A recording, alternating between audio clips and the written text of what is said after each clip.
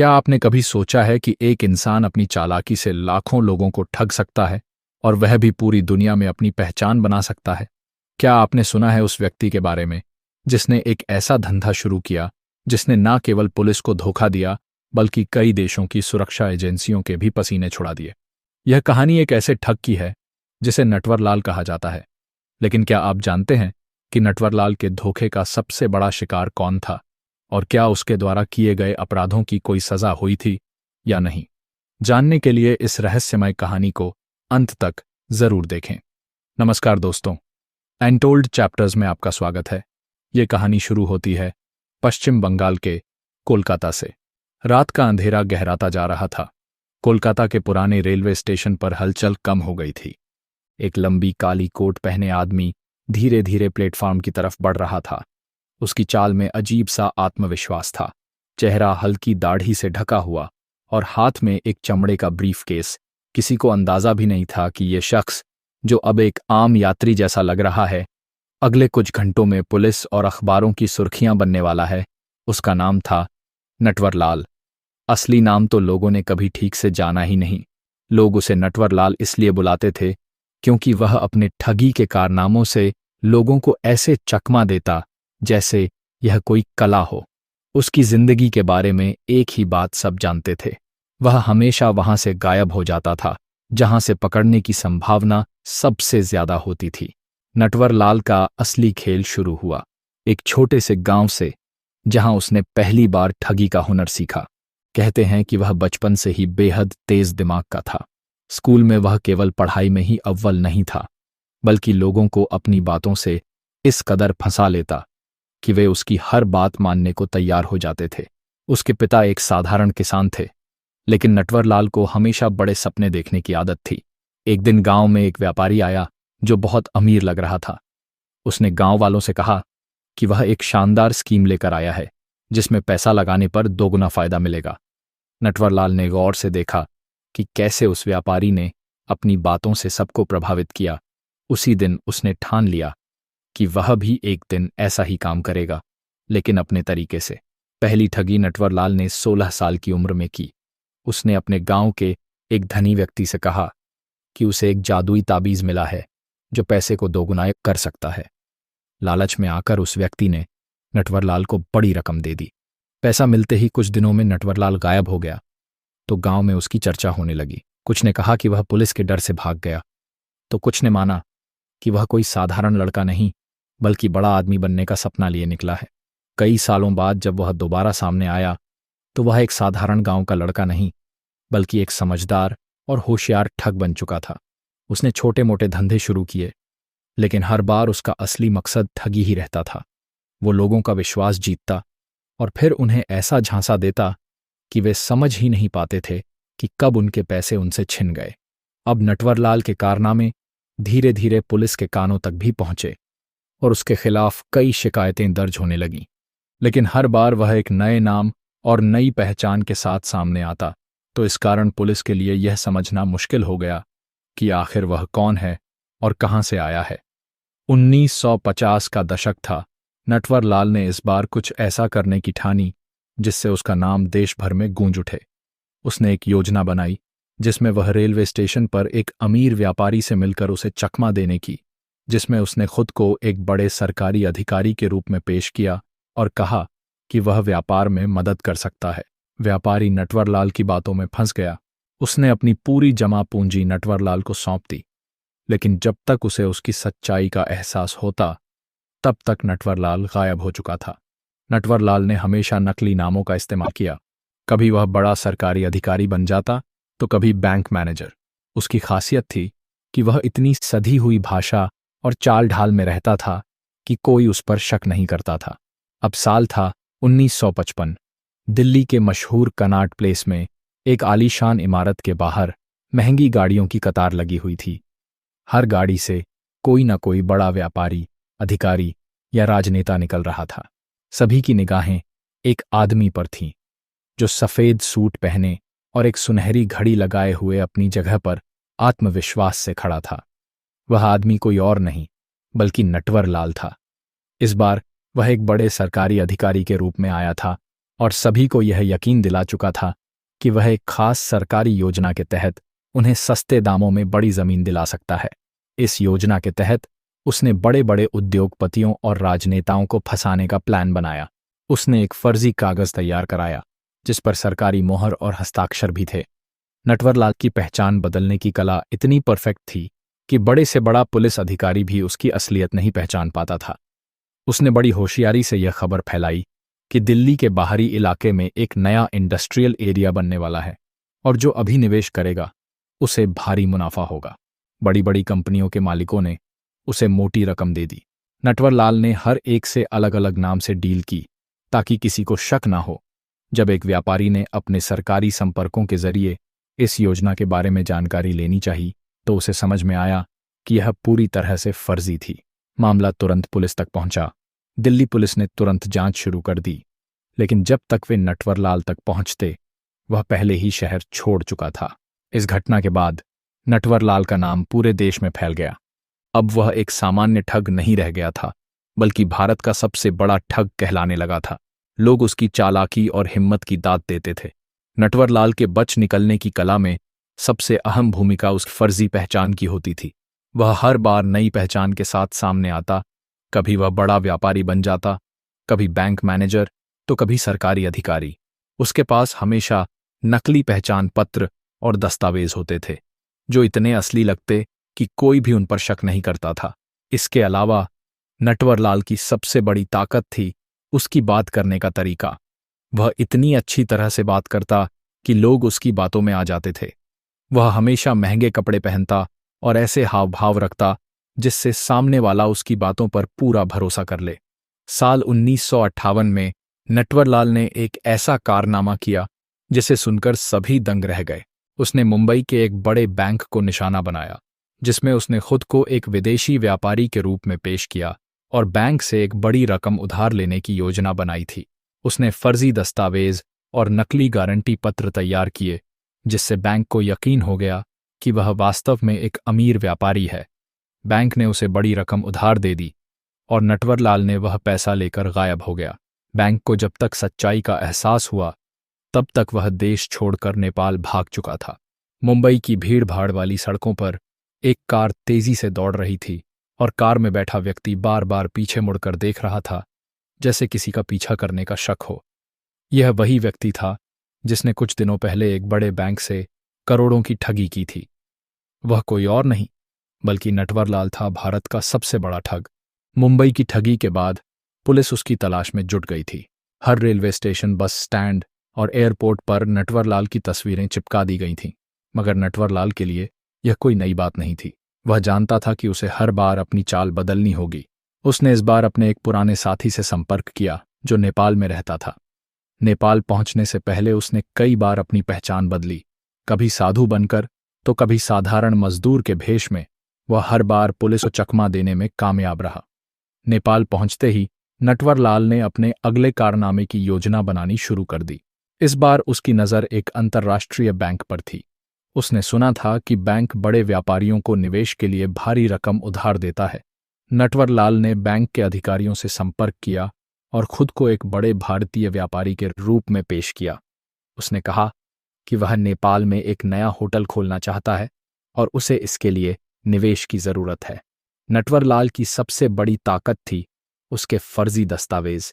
उसने इस बार भी नकली कागज तैयार करवाए जिनमें भारत सरकार की मोहर लगी हुई थी, जिससे बैंक अधिकारियों को यकीन हो गया कि नटवरलाल वाकई एक अमीर व्यापारी है। कुछ ही दिनों में बैंक ने उसे मोटी रकम दे दी। पैसा मिलते ही नटवरलाल ने फौरन नेपाल छोड़ दिया। इस बार उसने थाईलैंड का रुख किया। नेपाल में जब बैंक को ठगी का एहसास हुआ तो उन्होंने तुरंत पुलिस में शिकायत दर्ज कराई, मगर नटवरलाल तब तक दूर जा चुका था। थाईलैंड की चकाचौंध भरी गलियों में एक शख्स काफी आत्मविश्वास से चलता हुआ दिख रहा था। सफेद शर्ट, काली पैंट और एक महंगा सूटकेस उसके रुतबे को और भी खास बना रहा था। लोग उसे एक सफल भारतीय व्यापारी समझ रहे थे, लेकिन असलियत कुछ और ही थी। यह कोई और नहीं बल्कि नटवरलाल था, जिसने नेपाल में एक बड़ी ठगी को अंजाम देकर अब थाईलैंड में कदम रखा था। थाईलैंड में आते ही नटवरलाल ने सबसे पहले अपनी पहचान बदलने का प्लान बनाया। उसने सबसे पहले एक नकली पासपोर्ट तैयार कराया जिस पर उसका नाम मनोहर दास लिखा था। यह पासपोर्ट देखने में इतना असली लगता था कि किसी को भी उस पर शक नहीं हो सकता था। यहाँ उसने एक अमीर ज्वेलर से दोस्ती की जो भारत में अपना बिजनेस बढ़ाना चाहता था। यहाँ नटवरलाल ने खुद को एक बड़े सरकारी अधिकारी के रूप में पेश किया और ज्वेलर से कहा कि वह भारत में उसे सस्ते दामों पर सोने की खदान खरीदवा सकता है। ज्वेलर नटवरलाल की बातों में पूरी तरह फंस चुका था। उसने अपनी सारी जमा पूंजी नटवरलाल को दे दी। नटवरलाल ने उससे कहा कि वह कुछ ही दिनों में उसे भारत सरकार की तरफ से सभी दस्तावेज दिला देगा। लेकिन इससे पहले कि ज्वेलर को कुछ शक होता, नटवरलाल थाईलैंड छोड़कर सिंगापुर भाग गया। नटवरलाल अब तक भारत, नेपाल और थाईलैंड में कई ठगी कर चुका था। उसकी ठगी का दायरा इतना बड़ा हो गया था कि अब भारत ही नहीं बल्कि अंतर्राष्ट्रीय एजेंसियां भी उसकी तलाश में जुट गई थीं। इंटरपोल ने भी उसके खिलाफ नोटिस जारी कर दिया था। सिंगापुर पहुंचते ही नटवरलाल को इस बात का अंदाजा हो गया था कि इस बार मामला थोड़ा मुश्किल हो सकता है। इसलिए उसने अपनी पहचान छुपाने के लिए एक छोटे होटल में काम करना शुरू कर दिया। सिंगापुर में एक दिन होटल में एक पुलिस अधिकारी आया जो भारतीय था। उसने नटवरलाल को ध्यान से देखा लेकिन पहचान नहीं पाया। नटवरलाल ने उसकी आंखों में देखते हुए ऐसा व्यवहार किया जैसे वह उसे जानता ही नहीं, मगर पुलिस को उस पर हल्का सा शक हो गया था। अब नटवरलाल अपने होटल के कमरे में बैठा अगला दांव सोच रहा था, क्योंकि उसे एहसास हो चुका था कि पुलिस उसके करीब आ चुकी है। लेकिन उसका आत्मविश्वास हमेशा की तरह अलग था। उसे यकीन था कि इस बार भी वह पुलिस को चकमा देने में कामयाब होगा। नटवरलाल ने सिंगापुर में कुछ हफ्तों के भीतर कई अमीर व्यापारियों को अपने जाल में फंसा लिया था। उसके पास अब इतना पैसा था कि वह आसानी से किसी भी देश में जा सकता था। उसने अपनी नकली पहचान मनोहर दास के नाम से एक प्राइवेट जेट किराए पर लेने की योजना बनाई। लेकिन उससे पहले उसने शहर में एक आखिरी ठगी का प्लान किया। इस बार उसका निशाना एक बड़ा रियल एस्टेट व्यापारी था जो भारत में कई प्रोजेक्ट्स में निवेश करना चाहता था। नटवरलाल ने उसे एक सरकारी योजना का हवाला देकर भरोसा दिलाया कि वह उसे भारत में सबसे सस्ते दरों पर जमीन दिलवा सकता है। अब व्यापारी लालच में आ गया और नटवरलाल को एक बड़ी रकम सौंप दी। पैसे मिलते ही नटवरलाल ने व्यापारी से कहा, डील पक्की हो गई है, अगले हफ्ते तक आपके सारे कागजात आपके पास होंगे। इसके बाद उसने अपने कुछ नकली एजेंट को भी इस मामले में शामिल किया ताकि व्यापारी को लगे कि सब कुछ असली है। इस बीच नटवरलाल ने अपने फरार होने की पूरी योजना तैयार कर ली और उसने अपना ठिकाना बदलकर एक गुप्त ठिकाने पर रहने का फैसला किया, क्योंकि सिंगापुर पुलिस के पास नटवरलाल के बारे में पुख्ता जानकारी पहुंच चुकी थी। उन्होंने एयरपोर्ट, रेलवे स्टेशन और प्रमुख होटलों पर निगरानी बढ़ा दी थी।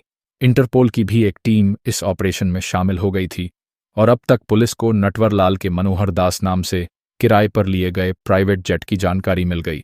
इसलिए पुलिस ने तुरंत एयरपोर्ट पर अपनी एक टीम तैनात करने के लिए भेजी। लेकिन जब तक पुलिस वहां पहुंची तब तक नटवरलाल प्राइवेट जेट के जरिए शहर से निकल चुका था। अब सिंगापुर से भागकर नटवरलाल ने बैंकॉक में कदम रखा। यह शहर उसे अपने लिए सबसे सुरक्षित जगह लगा, क्योंकि यहां वह पहले भी कई बार आ चुका था। बैंकॉक आकर उसने एक नया नाम और नई पहचान अपनाई। इस बार वह राजेश वर्मा बन गया, जो एक नामी भारतीय उद्योगपति था।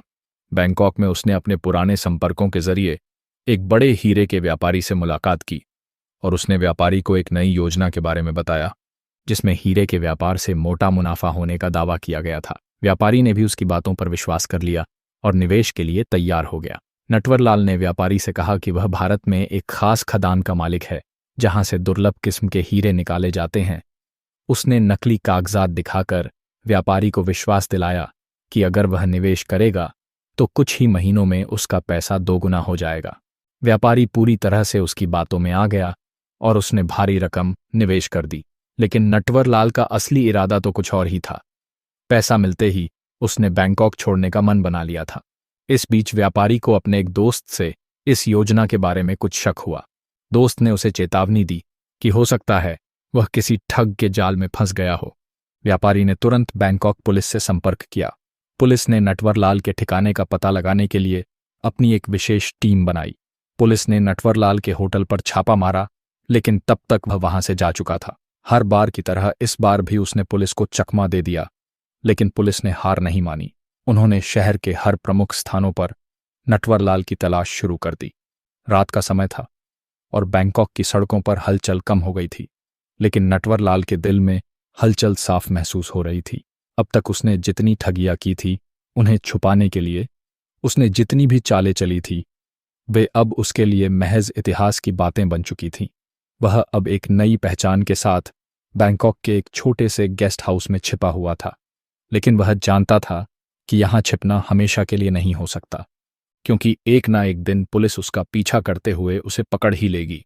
नटवरलाल ने कुछ दिन पहले सिंगापुर में हुई घटना के कुछ ही समय बाद अपने ठिकाने को बदल लिया था। सिंगापुर में पुलिस ने जिस तेजी से उसे घेरने का प्रयास किया था, उसके बाद वह बेहद सतर्क हो गया था और अब वह छुपकर जिए जाने वाले ठग की तरह नहीं रह सकता था, बल्कि उसे पहले से कहीं ज्यादा चतुर और होशियार होने की जरूरत थी। बैंकॉक में छिपने के दौरान नटवरलाल का दिमाग कई योजनाओं में उलझा हुआ था। वह जानता था कि अगर उसने अब कोई बड़ा कदम नहीं उठाया तो पुलिस कभी भी उसे पकड़ने के लिए कदम बढ़ा सकती है, और उसके पास अब भी अपने पुराने संपर्क थे जिनसे वह नए ठगने की योजना बना सकता था। और इसके बाद उसने अपने अगले शिकार को चुन लिया। यह शिकार एक बहुत बड़ा व्यापारी था जो रियल एस्टेट और निर्माण के व्यापार में था। उसने बैंकॉक में ही एक नया प्रोजेक्ट शुरू किया था और उसे कुछ ऐसी मदद चाहिए थी जो नटवरलाल उसे दे सकता था। इसलिए नटवरलाल ने व्यापारी से संपर्क किया और खुद को एक अंतर्राष्ट्रीय रियल एस्टेट कंसल्टेंट के रूप में पेश किया। नटवरलाल ने व्यापारी से कहा, मैं आपको एक ऐसा मौका दे सकता हूं जिससे आपका कारोबार सिर्फ बैंकॉक ही नहीं बल्कि पूरी एशिया में फैल सकता है। इतना सुनते ही व्यापारी के चेहरे पर मुस्कान आ गई और उसने नटवरलाल की बातों को गंभीरता से लिया और उसे बैठक के लिए बुला लिया। नटवरलाल जानता था कि उसे व्यापारी का विश्वास जीतना बहुत जरूरी था और इसके लिए उसने अपने पुराने संपर्कों का इस्तेमाल किया और कुछ नकली दस्तावेज तैयार किए जिससे व्यापारी को यह महसूस हो कि वह सचमुच एक विशेषज्ञ है। नटवरलाल ने व्यापारी को दिखाया कि उसके पास कई बड़े प्रोजेक्ट है और वह उसके लिए एक सही साझेदार साबित हो सकता है। इसलिए व्यापारी ने बिना किसी संकोच के नटवरलाल को अपनी पूरी योजना के बारे में बताया। उसने कहा, हमारे पास कुछ जमीनें हैं जिनका मूल्य काफी बढ़ चुका है, लेकिन हमें निवेश की जरूरत है। अगर आप मदद कर सकते हैं तो यह हमारा सौभाग्य होगा। नटवरलाल ने मुस्कुराते हुए जवाब दिया, मैं आपको बिल्कुल सही दिशा दिखाऊंगा। इस बातचीत के बाद नटवरलाल ने व्यापारी को यह विश्वास दिलाया कि वह उसे सस्ते मूल्य और बड़े फायदे के साथ इन जमीनों की डील करवा सकता है। इसलिए व्यापारी को लगा कि यह एक सुनहरा अवसर है और अब तक नटवरलाल ने उस व्यापारी को अपने जाल में फंसा लिया था। लेकिन नटवरलाल की यह योजना इतनी आसान नहीं थी जितना वह सोच रहा था। व्यापारी ने अपने कुछ पुराने साथियों से भी नटवरलाल के बारे में जानने की कोशिश की तो उन लोगों ने उसे चेतावनी दी कि नटवरलाल नाम का कोई शख्स बहुत धूर्त और जालसाज हो सकता है। लेकिन व्यापारी ने नटवरलाल को पहले ही बहुत भरोसा दे दिया था, लेकिन वह अब इस योजना के हर पहलू को ठीक से जांचना चाहता था। इसलिए व्यापारी ने एक जासूस को नटवरलाल की गतिविधियों पर नजर रखने के लिए भेजा। जासूस ने बहुत जल्द यह पता लगाया कि नटवरलाल की कहानी काफी हद तक झूठी थी। वह असल में कई देशों में ठग की गतिविधियों में शामिल था और अब तक उसने जो बातें बताई थीं उनका कोई आधार नहीं था। इस सूचना के बाद व्यापारी को डर हो गया। उसने नटवरलाल से मुलाकात की और बिना किसी तामझाम के सीधे सवाल किया, तुम कौन हो और तुम्हारे इरादे क्या हैं? नटवरलाल ने जैसे ही यह सुना उसके माथे पर पसीना आ गया। उसने तुरंत अपनी चाल बदल दी और व्यापारी से कहा, आप मुझे गलत समझ रहे हैं, मैं केवल आपका भला चाह रहा हूं। लेकिन व्यापारी को अब यकीन हो गया था कि नटवरलाल उसकी जिंदगी में एक नया संकट ला सकता है। इसलिए उसने नटवरलाल को सीधे तौर पर धमकी दी कि अगर उसने इस जालसाजी का खुलासा किया तो वह उसे पुलिस के हवाले करा देगा।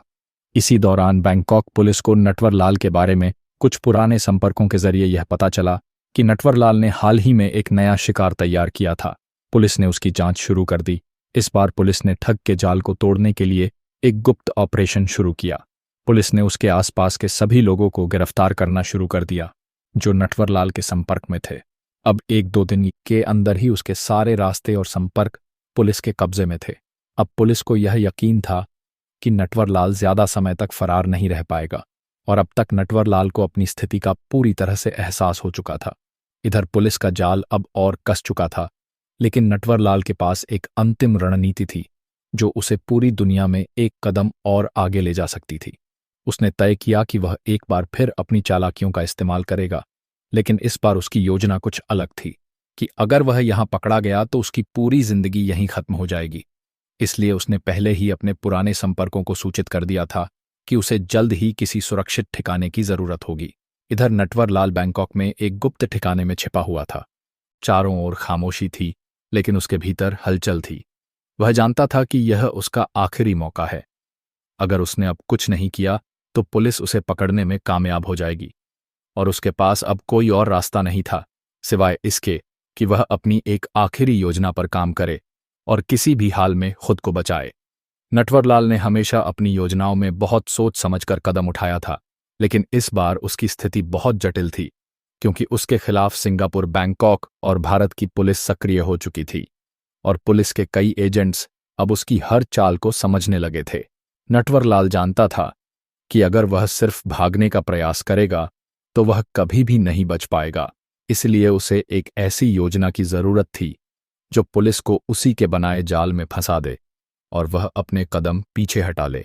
एक दिन नटवरलाल ने बैंकॉक के एक बड़े व्यापारिक इलाके में छुपे हुए अपने पुराने संपर्क से मुलाकात की। यह व्यक्ति नटवरलाल का भरोसेमंद साथी था जो उसे कई बार बचा चुका था।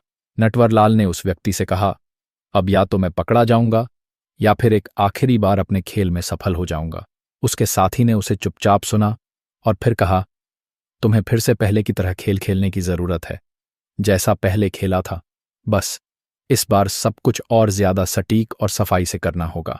नटवरलाल ने इस बार अपनी योजना में पुराने दस्तावेजों को इस्तेमाल करने का विचार किया। वह जानता था कि अगर वह सिंगापुर और भारत में पुलिस को धोखा देने में कामयाब हो गया तो वह एक बार फिर से अपनी बड़ी ठगी करने में सफल हो सकता है।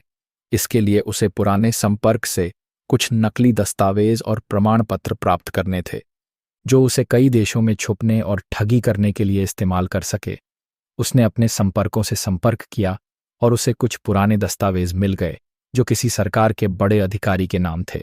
इन दस्तावेजों के जरिए नटवरलाल ने योजना बनाई कि वह अब एक बड़े रियल एस्टेट डील में फंसाकर एक और बड़ी ठगी को अंजाम देगा। इस बार उसका शिकार वही व्यापार था जिसके साथ वह पहले ही काम कर चुका था, लेकिन अब उसका विश्वास पूरी तरह से टूट चुका था। इसलिए नटवरलाल ने यह समझ लिया था कि व्यापारी को अब अगर वह जरा भी शक होगा तो वह उसका सामना करेगा। लेकिन इस बार उसकी योजना कुछ और थी। इधर नटवरलाल की इस योजना के बारे में पुलिस भी कुछ हद तक जानकारी जुटा चुकी थी।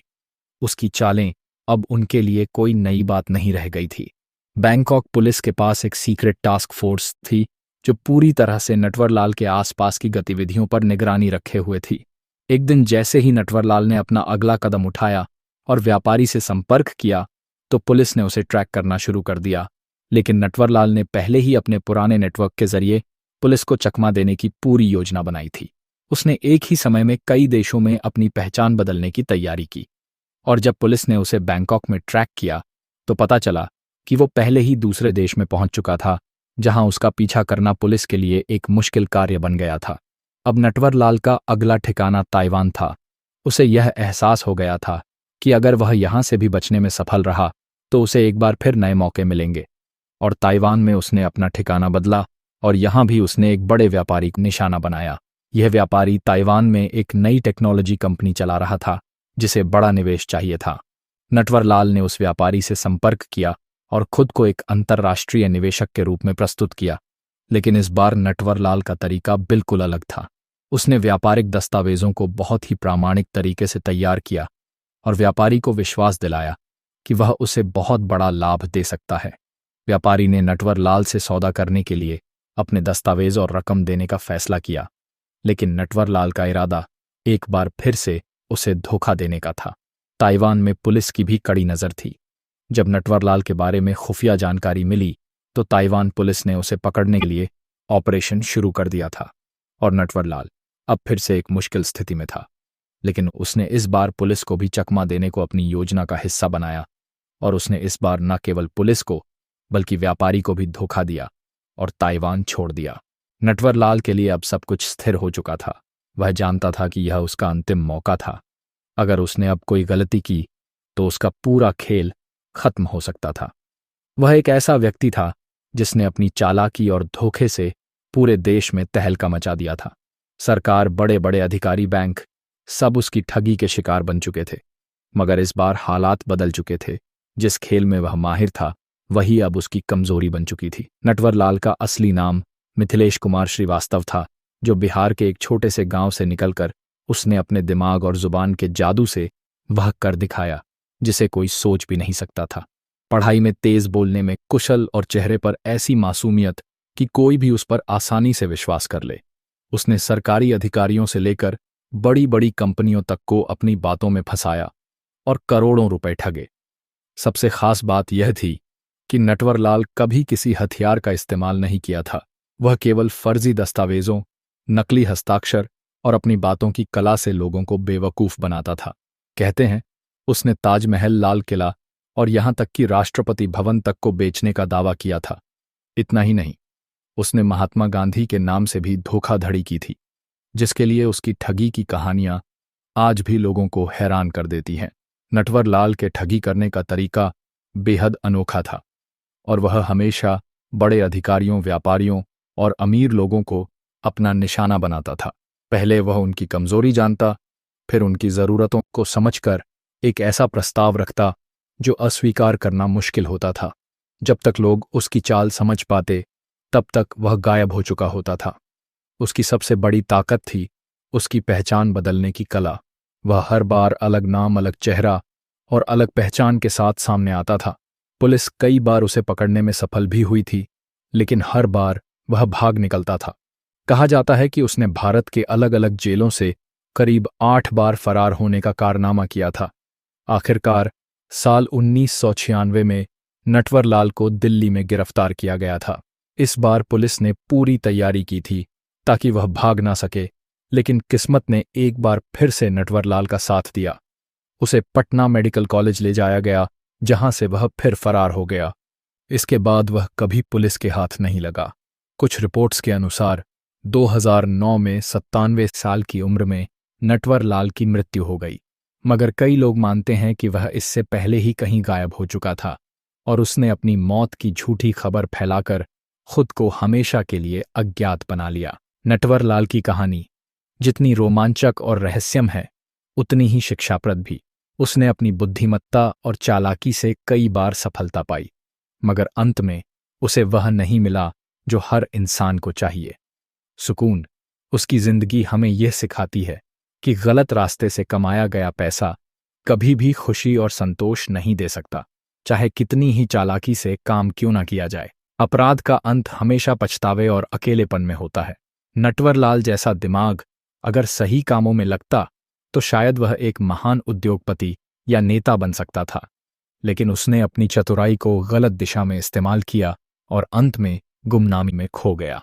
दोस्तों, हम सबके जीवन में कभी ना कभी ऐसे मौके आते हैं जब हम आसान और गलत रास्तों के बीच फंस जाते हैं, लेकिन हमेशा याद रखें, सच्चाई और ईमानदारी का रास्ता भले ही कठिन हो, लेकिन अंत में वही हमें सुकून और सम्मान देता है। तो दोस्तों, अगर आपको यह कहानी पसंद आई हो तो हमारे चैनल को सब्सक्राइब करें।